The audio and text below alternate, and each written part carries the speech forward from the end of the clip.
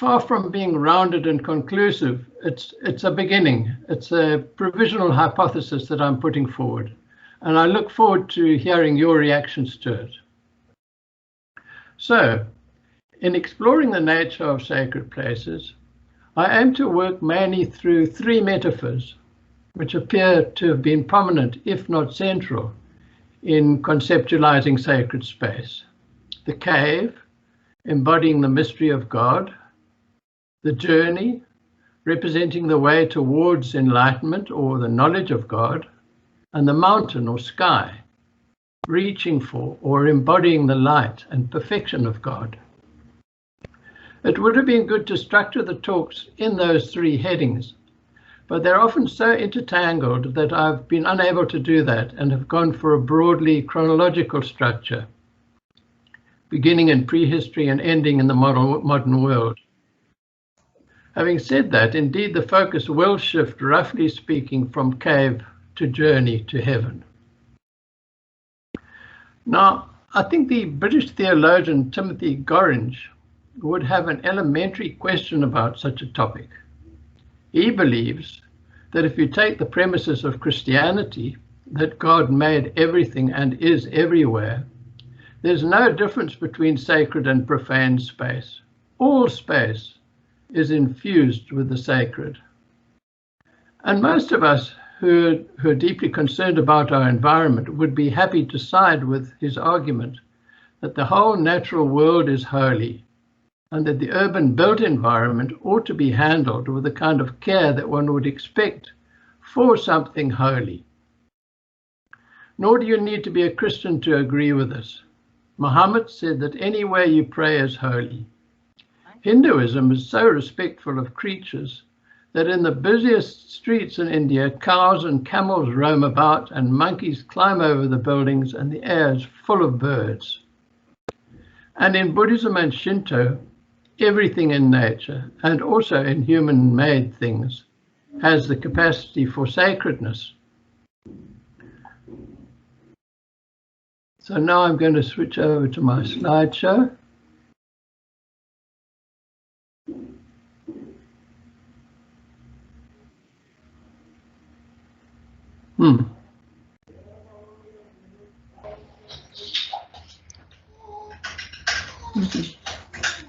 Good morning. Good morning. Zuleika, I don't see my slideshow now. Lerato? Okay, just go to the share tray. You don't, oh, okay, it takes a while before it comes up. So, Julian, when you click on share content under Windows, it's no longer appearing. No. Okay, go to screen one.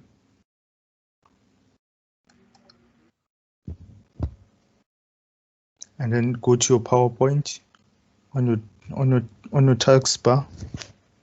Okay. Oh, sorry, wrong one.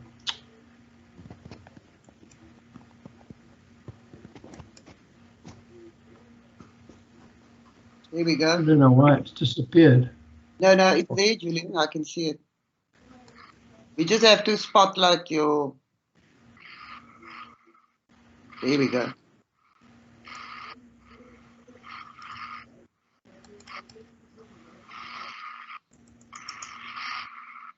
There we go. And then slideshow. Right, are we there? Yes. Yes. Right, sorry about that. Sorry, Julian, can I just ask the guest who just joined to switch off her camera? Because I can see there's no name next to it, just the letter I. I think she joined just now. Can you just switch off your camera, please?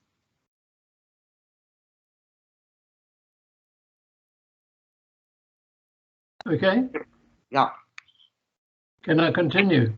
Yes. Okay, so I was saying that in Buddhism and Shinto, everything in nature and also in human-made things has the capacity for sacredness. So here in northern Ethiopia, a large piece of stone with a hole inside it has been treated as a sacred space since pre-Christian times. And here in Japan, in the forest around the Shinto shrine of Ise, there's a tiny spring, which you know is sacred, because that's what the garland of zigzag tassels signifies. And in the same precinct, the great Japanese cypresses, the hinoki, are so venerated that they have to be protected from being stroked and hugged. However, that's not the argument of these talks. I should be looking at places that people have set aside as holy. Indeed, one of their primary features is being set aside from everyday spaces.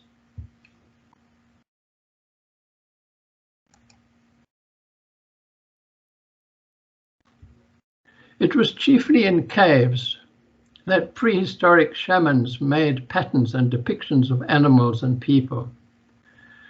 They were holy men who had an extraordinary capacity to travel to a spiritual world outside of our reality through trance. As Lewis Williams described, in their perception, they traveled down through the wall of the cave, sometimes through fissures or indentations, into another reality, a kind of underworld. And in the process, they passed through phases. A zone of dynamic crystalline light and geometric pattern. A zone where they encountered strange creatures, benign and dangerous, helpful and obstructive, with whom they interacted in various ways. And an ascent upwards, up what is described as threads of light, to what they called God's house in the sky. And the threads of light you can see on the slide are those thin lines in the cave painting, these lines.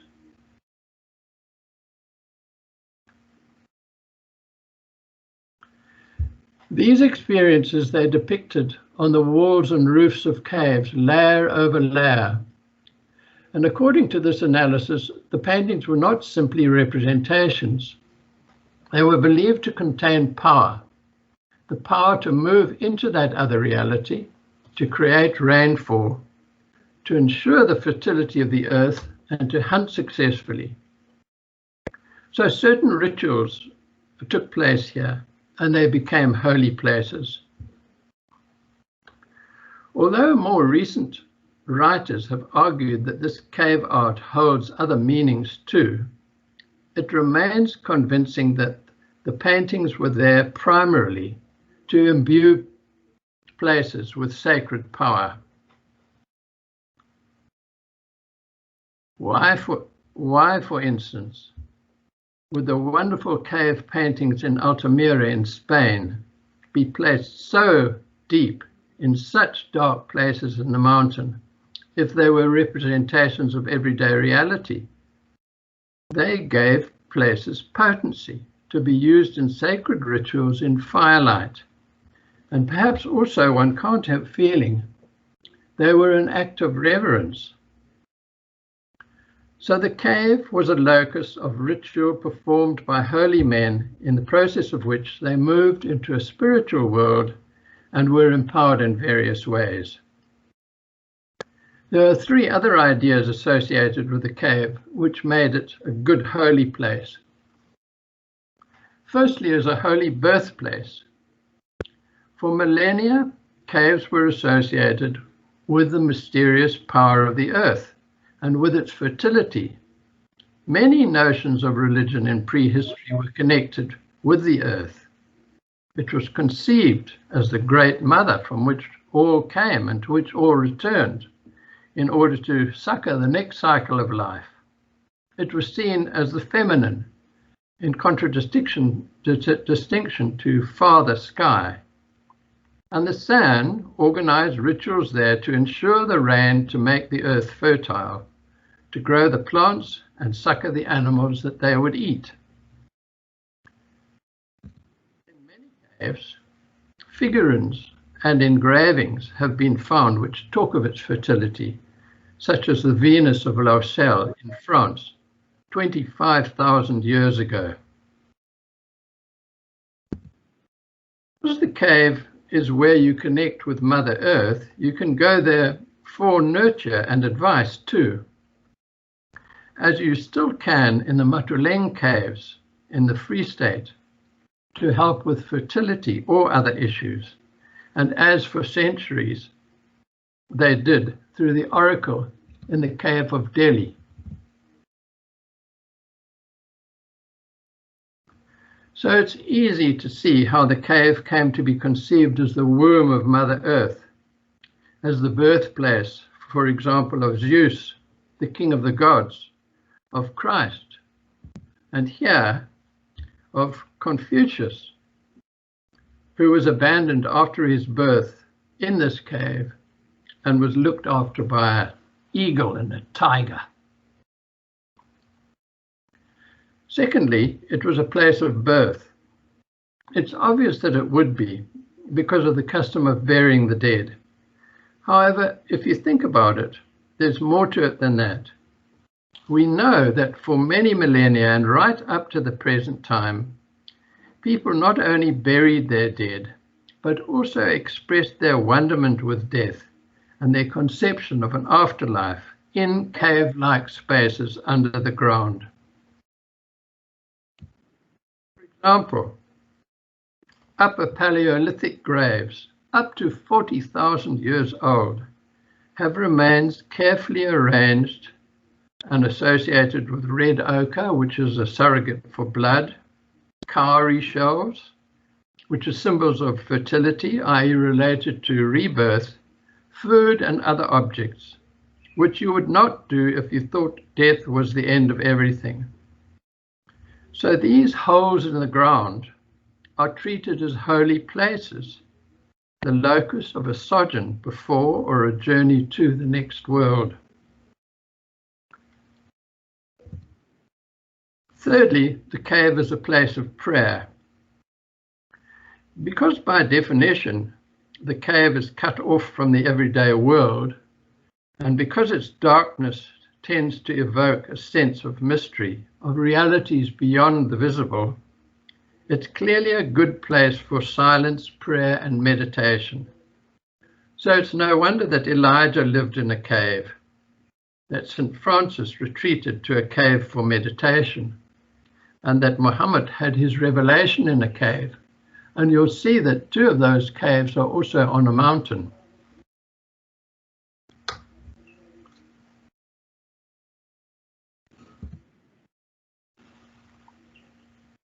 To be elevated is to be above all things and all-seeing one. Upward movement is towards that state, towards enlightenment, towards another plane of existence, to be inspired, in fact.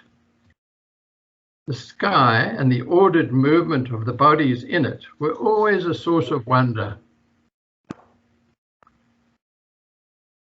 How appropriate it was that human beings developed the metaphor of the sky as home of the gods, who controlled who controlled what happened on earth, and as a heavenly upper realm, a paradise to be attained.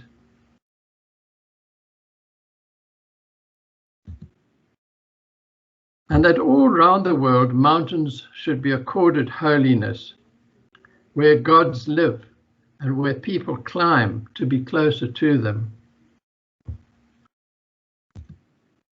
In the earliest architectures, as of Mesopotamia and Egypt, people built mountains as monuments to sun gods, embodiments of their potency, places of sacrifice, and stairways to paradise.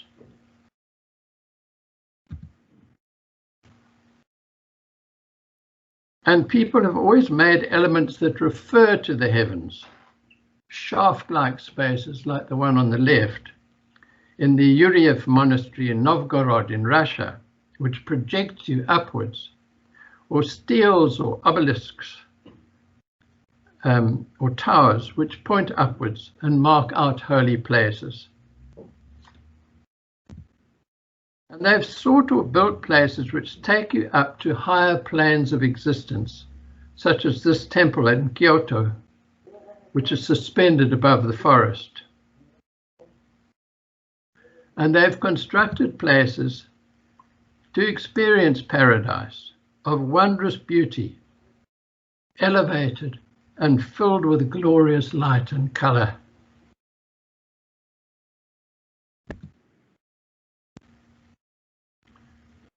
These boys are on a journey of hundreds of kilometers carrying gifts to a religious festival in India.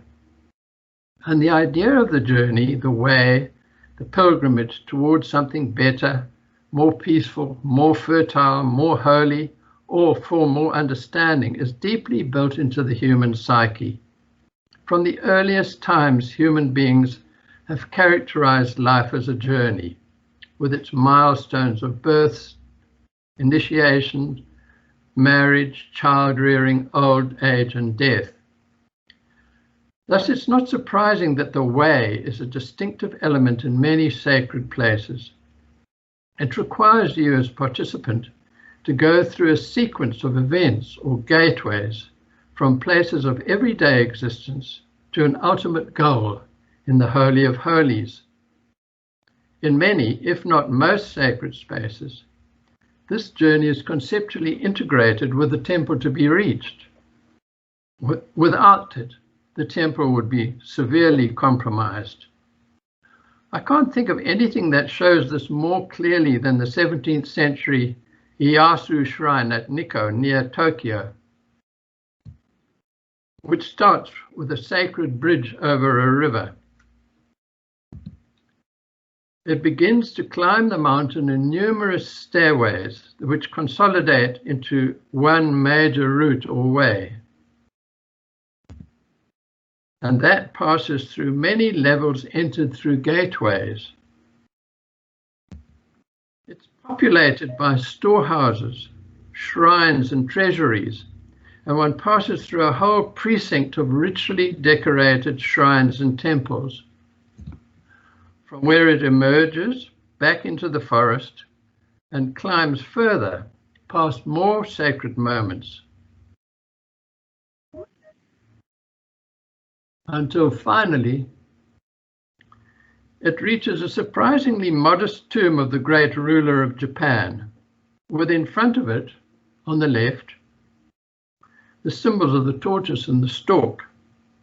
The first symbolizes the great depths to which humankind can delve, i.e. down into the mystery of the earth, and the second, the symbol of the heights which we can achieve in the elevated light of the sky. So, the subject matter of these talks is to examine the way that these metaphors of existence are embodied in sacred places.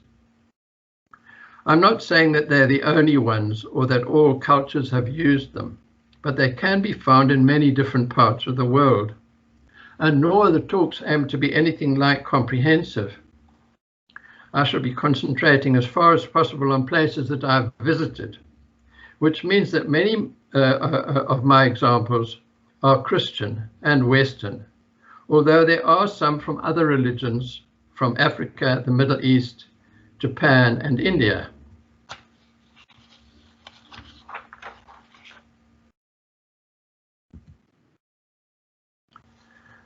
We've already started in Africa, where our first people, the San, made paintings in caves, which have been sacred places for thousands of years.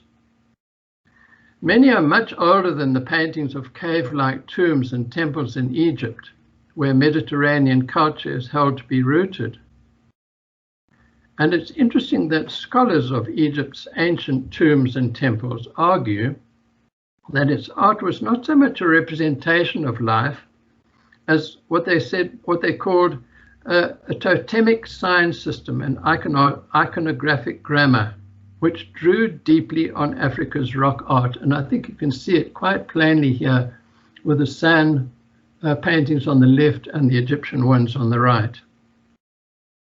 They showed that its repetition of symbols echoed the ancient San one, and that the symbols themselves, like the San ones, were intended to create the potency of another world and to assure its continued existence.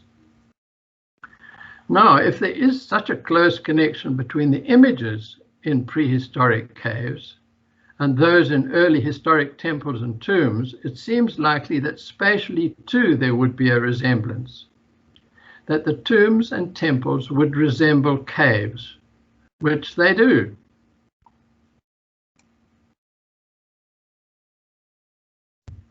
The tombs in Egypt for the well-to-do people are cave-like spaces built into mounds, small temples, small mountains, the mastabas.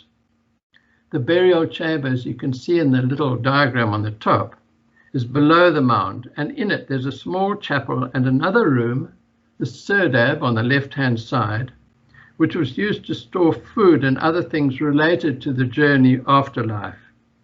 It had small openings to allow the soul to leave the body and return to it. This is one of those chapel spaces, superbly built and decorated, never to be seen. The tombs were also in hidden dark spaces within those human-made mountains, the pyramids.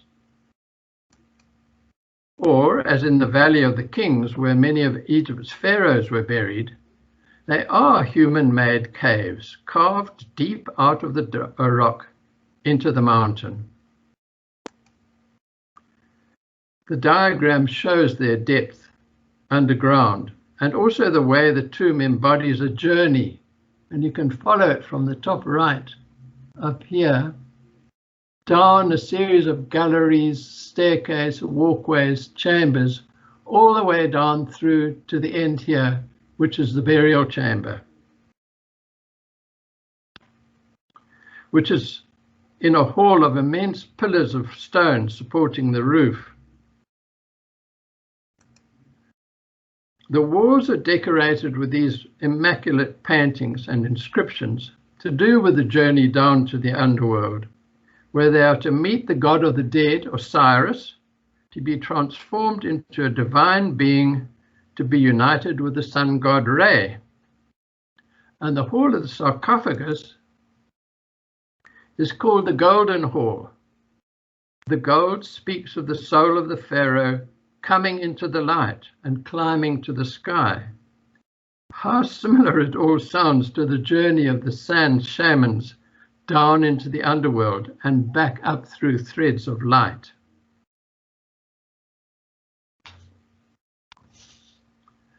The plan of the temple at Medinet Habu, and this is a typical temple near the Valley of the Kings, shows how the spatial structure of a typical temple is also arranged around a journey, a very powerful direct one, that goes through a succession of 9 spaces, each of which rises a little, becomes smaller, more enclosed and darker than the previous one, and ends up in a pitch dark cave. You can see the process if you start from the right here, where you go through the great thick pylon, one courtyard, a smaller courtyard, slightly narrower, a very deep sort of portico into a big hall, which is actually a dark hall. We'll look at them now, called a hypostyle hall, and 2 dark chambers, and finally into the place where the image of the god is held.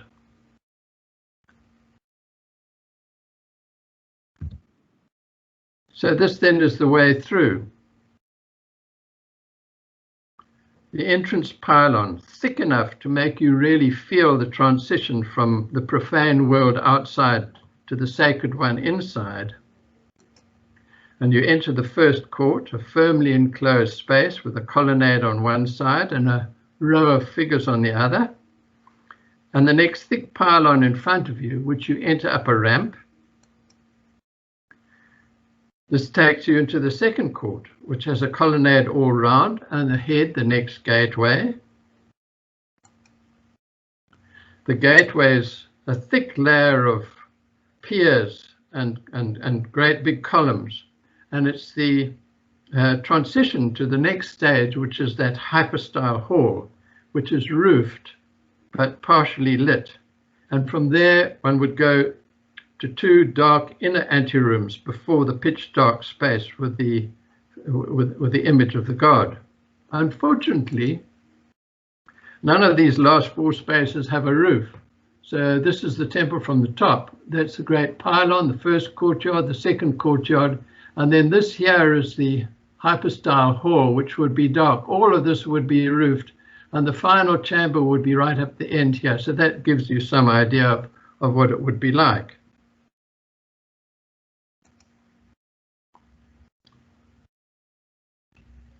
Luckily, in the temple of Karnak on the opposite side of the Nile, you have some spaces which are complete enough to give a sense of their character and atmosphere. The only light coming in would have been through the clear story that's up here, which is between the roof over the hall and a higher piece in the middle row. And the piece in the middle row is 24 meters high, to give you a feeling of scale, which is as high as an 8-story building. The hypostyle hall is gigantic, 5,000 square meters, which is as big as a rugby field, and the columns are massive in the hypostyle hall, nearly 5 stories high and about 3 meters in diameter. They're so big and so closely spaced that there seems to be as much column as there is space. Here it's bathed in sunlight because there's no roof, but one should visualize it dark. It would be more like this. Now, why would one build a dark space like this with almost as much of it taken up by thick columns as by the space between them? A kind of confusing forest. And the obvious answer is that its form came from structural necessity. Pieces of stone as beams do not span very wide spaces. However, the Egyptians knew all about the arch and vault, with which you could achieve much wider spaces with much less structure. So the decision to do this was not structural. It was because they wanted that densely packed forest space. Although the central nave space, lit by that clerestory, would have given some sense of direction, most of the people gathered in it for some kind of ritual would have found themselves in a mysterious underworld, an unnervingly dark and seemingly endless cave-like space. The designers must have wanted this obstacle in the journey, a disorientating in-between world where you would experience the power and boundlessness of the gods before you reach the final goal. And note that it wasn't built only to set up an experience, but also to symbolize an in-between world.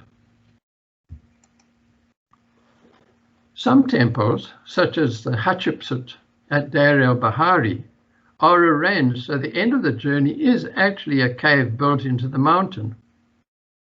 It is, as you can see, the most magnificent place, with its wide horizontal platforms connecting you to the geological layers of the earth and creating a sense of absolute rest, and the colonnades along the front echoing the vertical lines in the mountain behind. It's difficult to imagine a more wondrous embodiment of the sacred place than this one, with its journey ascending plane above plane until finally it takes you here into a mysterious cave in the mountain.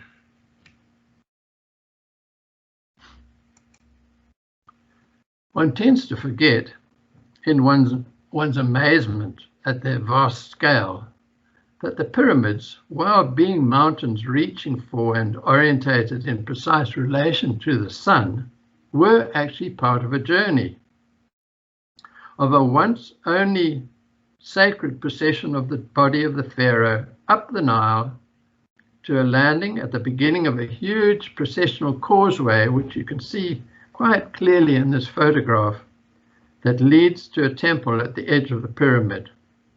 And from there into a dark, precipitous gallery, and finally into the cave-like chamber. Of course, it would be completely dark, with its immense blocks of stone cut and laid with unimaginable precision inside the pyramid. If you look at the size of those pieces of stone, they're probably just about 2 meters high, so it gives you some idea of their scale.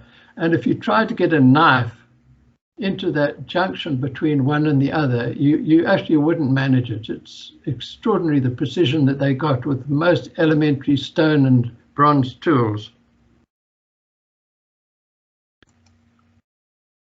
Now, staying in Egypt, I'm going to make a big jump in time of a couple of thousand years and into the beginnings of a very different tradition, the Christian one. And there we find the early holy places made by the Copts retain this cave-like character. In 1997, my wife and I were very lucky to join a group of South African theologians, one of whom was a friend, who were visiting Egypt to meet with the Coptic Pope. It was to discuss Coptic relations with the church in South Africa now that apartheid was over. And the Pope, talking to us, made a lot of Egypt as the Christian Holy Land. And it is true that in the early years, there was a great deal of Christian activity there. There were hundreds of Christians who had opted for life in the caves, in the desert, where they felt it possible, through a life of bare survival, fasting and silence, to achieve deep understanding and union with God. Well, around 330 CE, one of them, Pachomius, drew a large group of these cave dwellers together into what was one of the first Christian monasteries. The movement grew rapidly, and over time at least 70 monasteries were built in this Natrun Valley between Cairo and Alexandria. There are 3 of them there now, fully restored, and they are dense assemblages of buildings. If you go onto the roof, which you can to catch the cooler evening breezes, you experience their spatial nature most clearly. It's a landscape of building hollowed out rather than a collection of buildings. It's an excavated architecture. There are larger spaces, such as the vegetable gardens, but the dominant spatial experience is of close courts, narrow tunnels and low openings, very dark interiors even in the middle of the day. And particularly in their most sacred parts, the churches, there's a sense of being in the earth. To enter, you step down into an almost dark series of spaces. The vaults above you are hardly visible, and the sanctuary, which is a set of 3 apses roofed by domes, is separated from you by an iconostasis called a haikal screen in Egypt, covered with icons. There's a predominant atmosphere of mystery, inwardness, and separation from the everyday. Here too we are in cave-like spaces, with the dimly lit images not for looking at, but for their holy presence. They're spaces to which you go because they are holy and suitable for the rituals that you will enact there. Now it's clear that the thick walls and roofs of buildings was to defend against attack and also against a searing climate. However, it seems to me that there was a religious idea too, to recreate the meanings of the dark desert cave, full of mystery and silence. And in fact, from the same rooftops in the evenings, you can see novitiates still going off to spend the nights in caves out in the desert.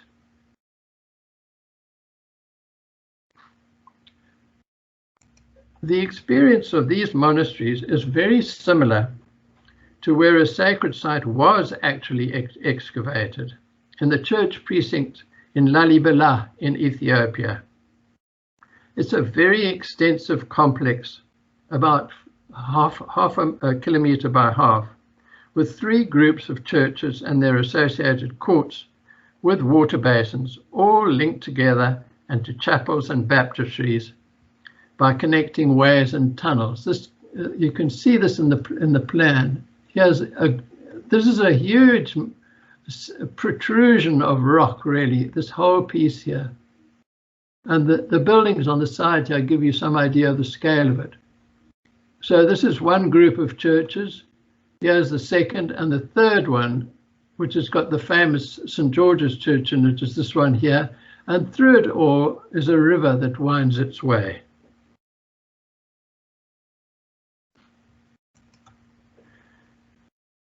Here there's the same rhythm as in the Natrun Valley of tunnel-like spaces threading through the whole area with lines of beggars in religious dress, begging you not to pass by on the other side.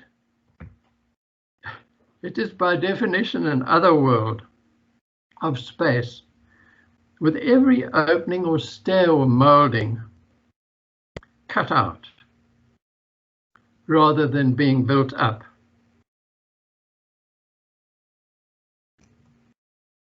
And it's very extensive, with successive doorways into dark spaces, narrow courts with pockets hollowed out for holy men. There are high, bright courts with walls, of which some may be simply the stone surface or wall, maybe simply the stone surface of the rock, or it might be the wall of the church. Of buildings with roofs which are an adaptation of the landscape. Of dark interiors with walls smoothed by centuries of people feeling their way in the dark, and vague shapes of arches and vaults overhead. So here, in an extraordinary feat of human endeavour under King Lalibela, who reigned from 1181 to 1221, and with the help, it is said, of angels, the buildings and courtyards were literally carved out of this huge rock.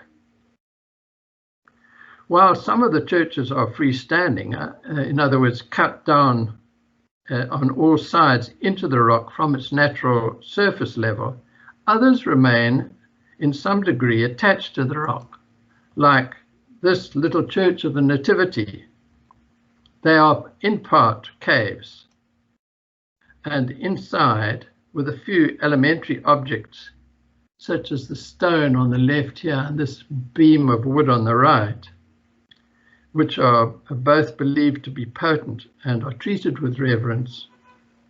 It's fundamentally a cave space, and which feels exactly like the cave where Jesus was born, as you can see in Giorgione's Nativity. Now, why did this elemental excavation occur at all, and why here? Mircea Eliade, a scholar of the sacred, explains that sacred spaces are not so much chosen as revealed by some sign. And the sign here was certainly water. Water, life-giving, cleansing, healing, is one of Ethiopia's archetypal symbols. And here it came out in springs at the top of a huge ridge of rock. There's also a river which flows around the protrusions of rock, which we saw, which is called the Jordan, the Holy River. And once recognized as holy, Eliade tells us, the ground is sanctified, and its sacredness there will grow through repetition and elaboration of rituals which evoke a deep network of myths affecting every part of the place. So that stone and that wooden beam were undoubtedly part of the myths of the place and were treated as holy. The whole place becomes precious, absolutely drenched in holiness, consecrated. So I think it's reasonable to speculate that there existed here in the rock, associated with the water, a number of natural caves. And perhaps for centuries before King Lalibela organized his extraordinary excavation, there were consecrated caves. Like the tiny Nakuto Lab monastery in a cave a few hours' walk from Lalibela, it's founded around its holy healing water, which you can still witness dripping in the cave. So it's entirely logical that in a time of religious fervor and with a solid economy, this consecrated rock at Lalibela, with its water and its caves, would be shaped anew to make its sacredness more visible and to make it function better as a place of worship.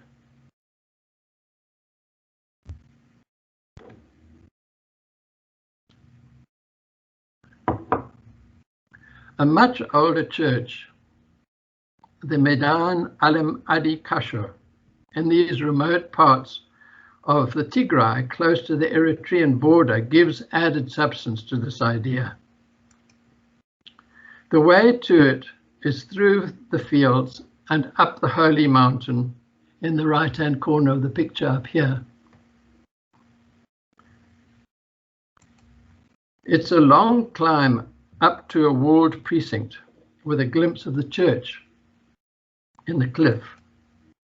And you have to pass through a gate, which is a statement again that you're entering a holy place and a distinct part of the journey. You find yourself appropriately in a grove of cedars.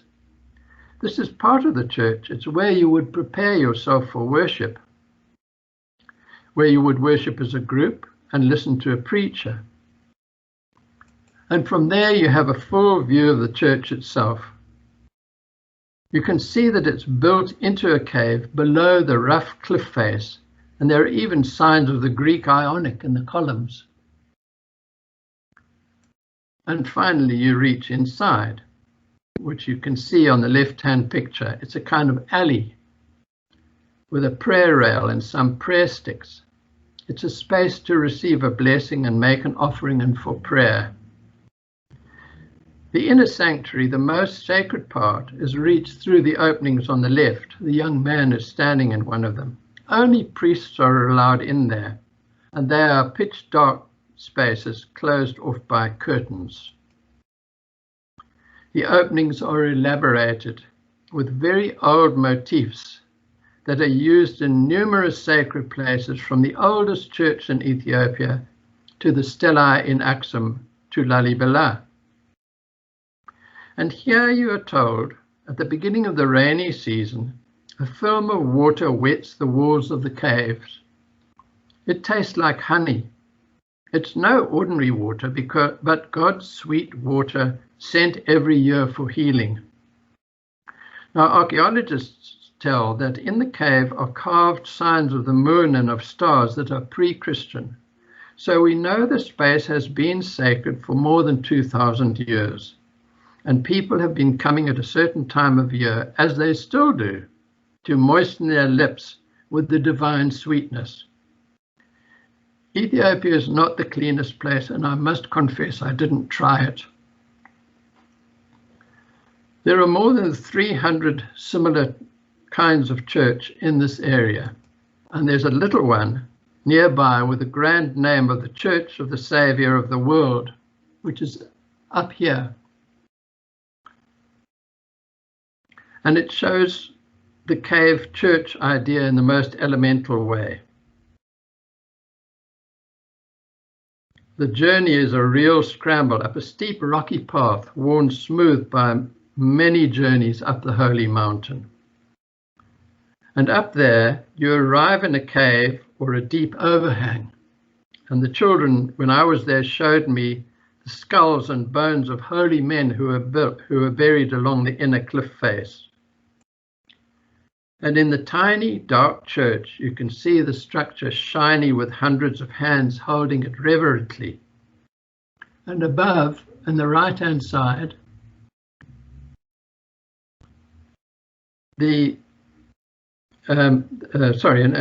above it, in the right-hand side, the images of the evangelists, Matthew, Mark, Luke, and John.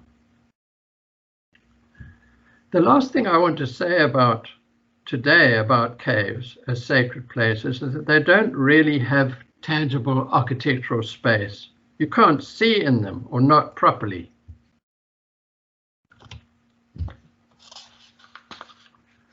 Rather, they have what the anthropologist Carpenter called auditory space, which he described conceptually has no favored focus. It's like a sphere with no fixed boundaries. The interior is to be heard and experienced in a fully sensory way, not seen. And as we've seen in the images and decorations in the tombs and churches, that they are much more like strange signs than pictures. They are marks of reverence and power to be glimpsed fleetingly in candle or oil lamplight, rather than representations or texts to be read. They are there to be there. Their presence is part of the sanctity of the place. So if you attend a service, say at the Bet Gabriel and Raphael Church in Lalibela, it will confirm this idea. And this photo is early Sunday morning in Lalibela. People are starting to gather for worship. You can see that there's a strong sense of quietness and reverence in their demeanor. They're already in a state of prayer in a sacred place. They're aiming for the church, part of which you can see at the horizon up here.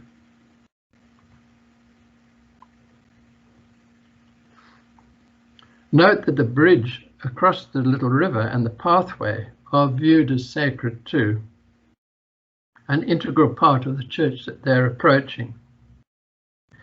They will enter a cave. They will enter this cave space outside the church at that same time of the morning. They will enter there. Okay.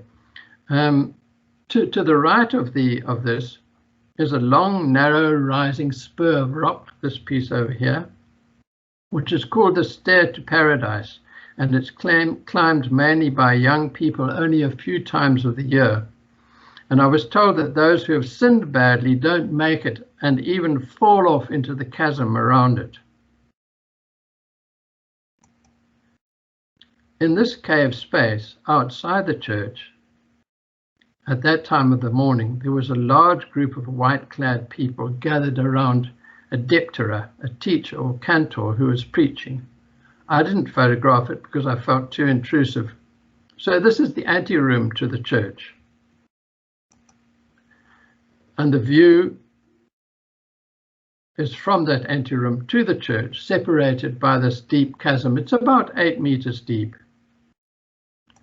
From there, you would cross a rickety bridge over the chasm, one at a time, to the actual entrance of the church building. The bridge is also intended as a reminder of mortality and sinfulness, and those guilty of serious crimes, I was told, will fall off. So I assure you I crawled across it very carefully. At the entrance, people buy incense, something which they may rub on their forehead, or small bunches of sweet-smelling herbs, or small portions of grain, which they take inside as an offering. And before entering the door, you can see they take off their shoes, bow down low, pray, and kiss the threshold or the side of the doorway. The church is the end of that little journey, and inside it's pervaded by music. The slow beat of the drum, the jingle of the sistrum, the tapping of prayer sticks, continuous chanting led by 2 diptera. And in the darkness, people slide about like ghosts or angels, bending low in obeisance, kissing stones and carpets, curtains, vestments of the priest. Some crowd around the priest and receive his blessing with a cross, which he lays across their faces and arms and backs. For a stranger like me, it's difficult to grasp the structure, but it's clear that the reverent atmosphere, which seems close to trance, is much more important than structure. The service gives the impression of a purely spiritual affair, a complete immersion in worship. So the little journey we had to undertake, the darkness, the sense of incense and scent of incense and herb, the rhythmic sounds, the vague forms of columns, arches and vaults in the candlelight, all were part of that immersion. So the nature of the space and the form of its ritual were entirely congruent.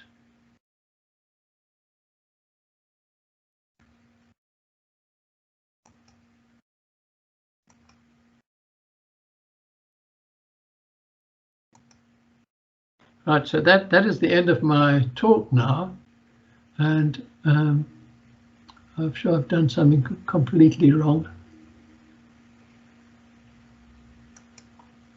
Golly. You can just stop sharing.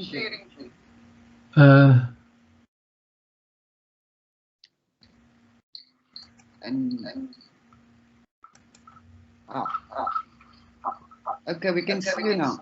Can you see me? Yeah. Okay. Fine. So I'm happy to take any questions that people might have now.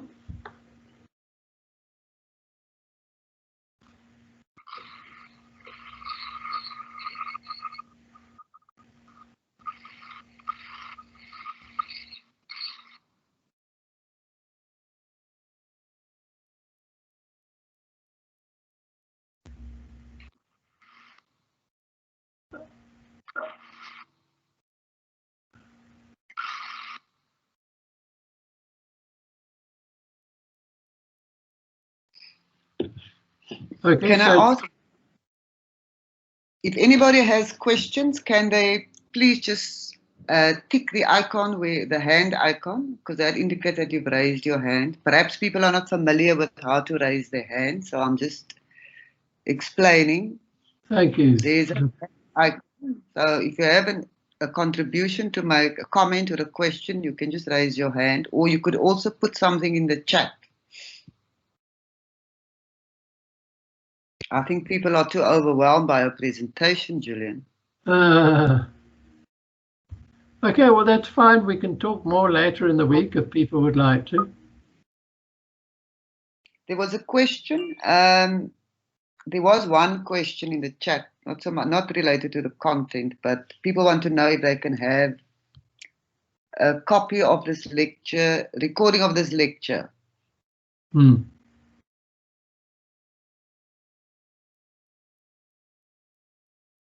But we can talk about that. Sure.